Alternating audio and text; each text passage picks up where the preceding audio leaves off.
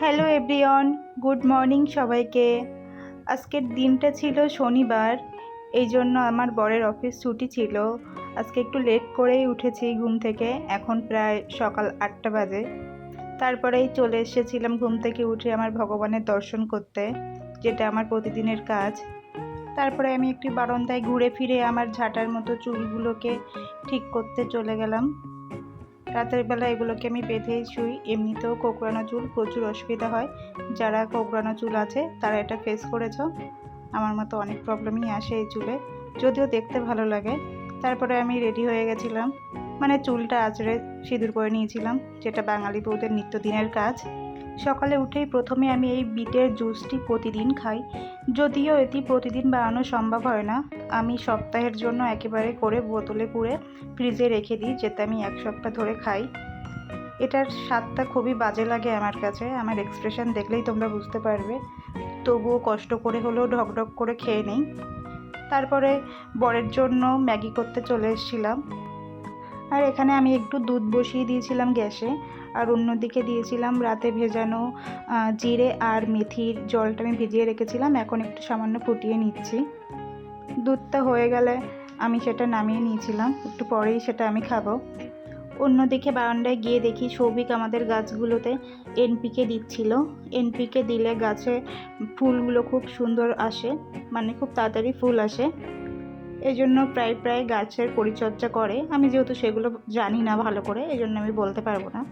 আমি শুধু মাঝে মাঝে একটু জল দিয়ে দিই, বাকি যা খাদ্য খাবার গাছের জন্য ওই দেয়। আমি শুধু ফুল ফুটলে সেগুলো তুলি, ফটো তুলি, এটাই আমার কাজ। এটা আমাদের হাসনাহেনা গাছ।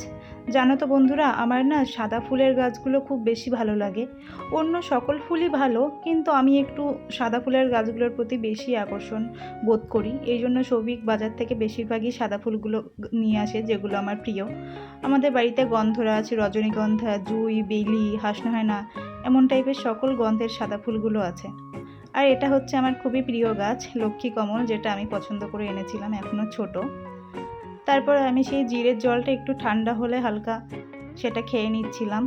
আর গাছে যেহেতু একটু আগেই ও খাবার দিল, আমি অল্প পরিমাণে, খুবই অল্প পরিমাণে একটু জল দিয়ে নিচ্ছিলাম। আর অপেক্ষা করছিলাম কখন সবজিওয়ালা আসবে, একটু লেবু নেওয়ার ছিল।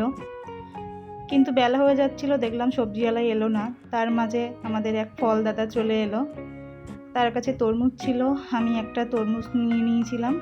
এই ব্যাগটাই ঝুলিয়ে দিয়েছিলাম, যেহেতু আমরা 3তলায় থাকি, সবসময় নিচে যাওয়া সম্ভব হয় না।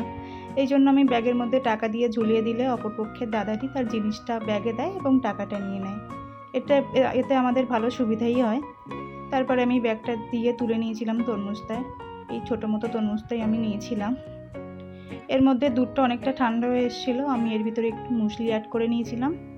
আর আজ শনিবার, আমি নিরামিষ খাবো, ডিমটা আমি সৌভিককেই দেবো।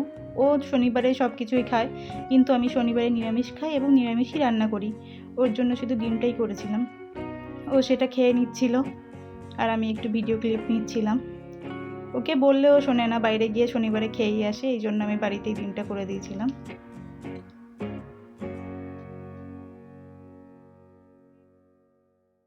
এবার আমি ওকে বলছিলাম বিছানা থেকে উঠতে, আমি বিছানাটা একটু ঝেড়ে নেব। যেহেতু সকাল থেকে অন্য কাজে ব্যস্ত ছিলাম, এখন বিছানাটা ঝেড়ে আমি একটু ওর সাথে বসলাম গল্প করতে। যেহেতু অন্য দিনও কাজে ব্যস্ত থাকে, তেমনভাবে গল্প করা হয় না। আজকে দুজনে একটু নিজেদের মতো করে সময় কাটাচ্ছিলাম, আমি খাচ্ছিলাম বলে ওকে একটু খাইয়ে দিচ্ছিলাম। তো বন্ধুরা, এখানে ও বললো যে খুব সুপার হয়েছে। যে আমি ওকে বললাম যে এটা বলার মতো কিছুই হয়নি, কিন্তু সবসময় বলে বলে অভ্যাস হয়ে গেছে, বউয়ের কিছু রান্না হলে তো ভালো বলতেই হবে। ও সেটাই করছিল। আর আমি টুকিটাকি কাজ করে স্নানে চলে যাব এবার। আমি স্নান করে চলে এসেছিলাম।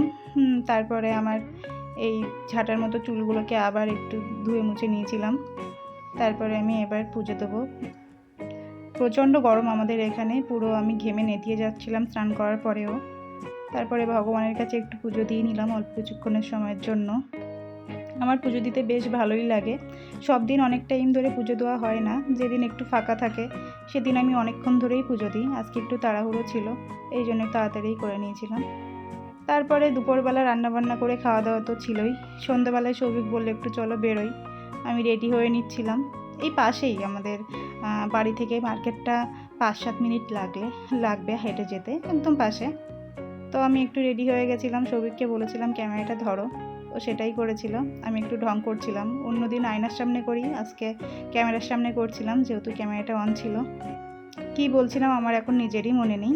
তারপরে আমরা দুজন রেডি হয়ে বেরিয়ে গেছিলাম। তো এখানে যেতে যেতে আমাদের পথের লালু ভুলুদের সাথে দেখা হয়ে গেছিলো, ওরা ওখানেই বসে থাকে। আমি যাচ্ছিলাম গুটি গুটি পায়ে, গল্প করতে করতে দুজনে। একটু হাওয়া দিচ্ছিল বাইরে, এই জন্য একটু ভালো লাগছিল, না হলে প্রচণ্ড গরম ছিল। তো আমরা বাজারে পৌঁছে গেছিলাম। আমরা প্রথমেই গেছিলাম মাছ বাজারে। তো তারপরে সেখান থেকে চিকেন নিয়ে কাকু বলছিল যে পরের দিন সকালে আসতে, ভালো চিকেন ছিল না, তবুও আমরা নিয়ে নিয়েছিলাম, রবিবার দিন আবার যেতে হবে বলে। তারপরে আমরা মাছ নিয়েছিলাম অল্প কিছু, এখানে রুই মাছ ছিল, কাকুটা আমাদের কেটে দিচ্ছিল। তারপরে আমরা চলে যাই সবজি বাজারে। আমার এখানে আম দেখে খুবই লোভ হচ্ছিল, তাই কাঁচা আম নিয়েছিলাম। শেষে গেছিলাম মিষ্টির দোকানে। আমি আর সৌভিক দুজনেই মিষ্টি খুব ভালোবাসি, বেরোলে বাইরে মিষ্টিটা অবশ্যই খাই। ও মিষ্টি খেয়ে নিচ্ছিল আর আমিও মিষ্টি খেয়ে নিচ্ছিলাম, সাথে কিছু মিষ্টি নিয়েও এসেছিলাম বাড়ির জন্য। আমি কলা আর মিষ্টি নিয়ে গুটি গুটি পায়ে হাঁটছিলাম, আর সৌভিক বাজারের ব্যাগটা নিয়ে। তো বন্ধুরা, আজকের ভিডিওটি এখানে সমাপ্ত করছি। ভালো লাগলে অবশ্যই পাশে থাকবে এবং চ্যানেলটি সাবস্ক্রাইব করে দেবে। ধন্যবাদ।